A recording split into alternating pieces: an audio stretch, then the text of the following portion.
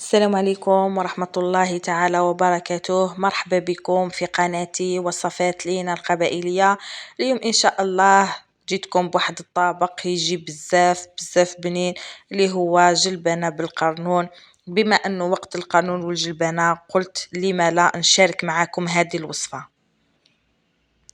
نحتاج في هذه الوصفة الدجاج، جلبانة مع 4 فصوص تاع الثوم، بصلة مسكرفجة، قرنون اللي كنت غسلته ودرت له القاص باه ما يكحلش، زروديه والتوابل اللي هي فلفل كحل، راس الحانوت، زنجبيل، قرفه والدبشه والملح.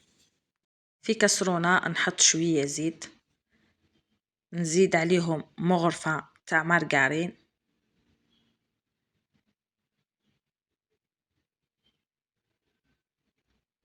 نزيد عليهم الدجاج،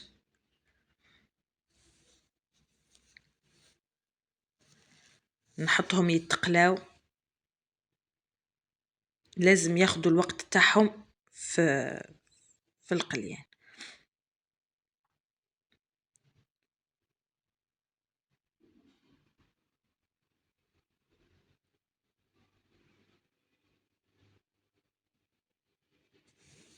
من بعد نزيد عليهم البصل، نقليوه مليح مليح.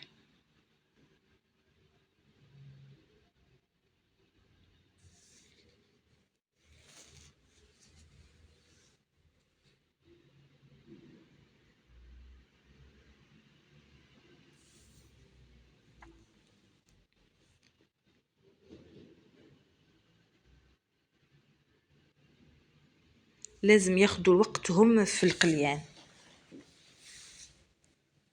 ونضيف عليهم مغرفة تاع الملح،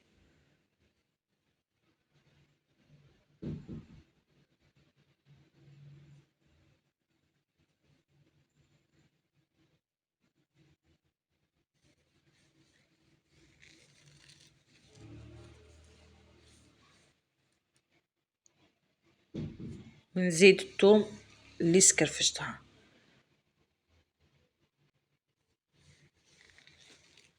نقلي كامل المكونات مع بعض.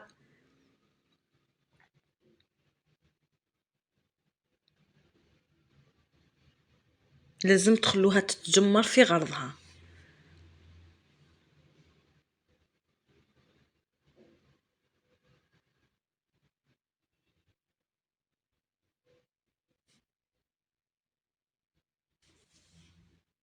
من بعد نزيد عليهم التوابل،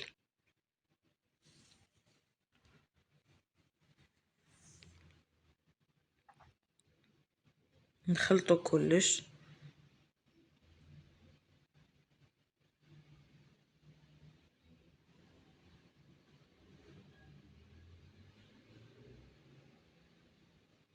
نغطيو عليهم يتقلاو في غرضهم.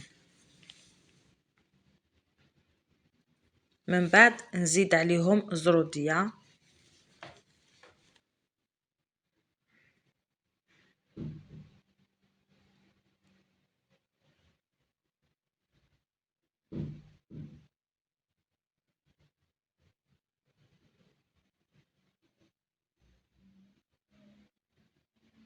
ونزيد الدبشة،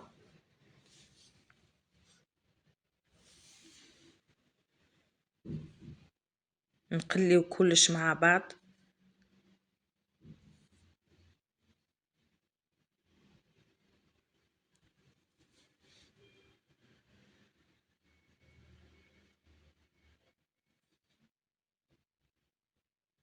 ونزيد عليهم الجلبانة،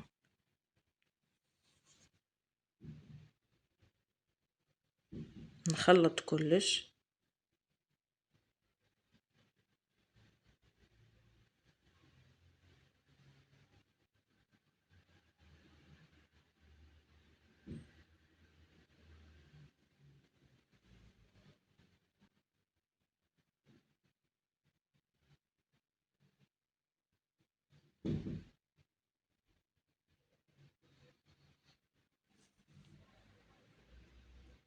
ونزيد عليهم القرنون.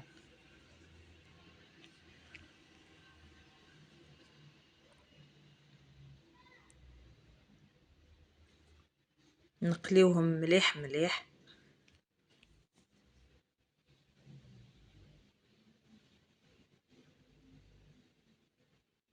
ونغطي عليهم. بعد ما تقلاو لي كامل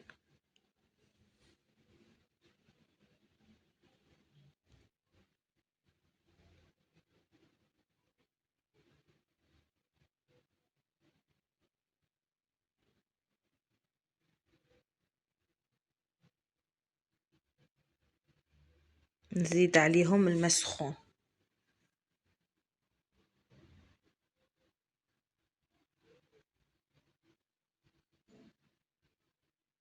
ما لازمش نمرقو بزاف باش تجينا بنينه، ما لازمش تكون شورورو.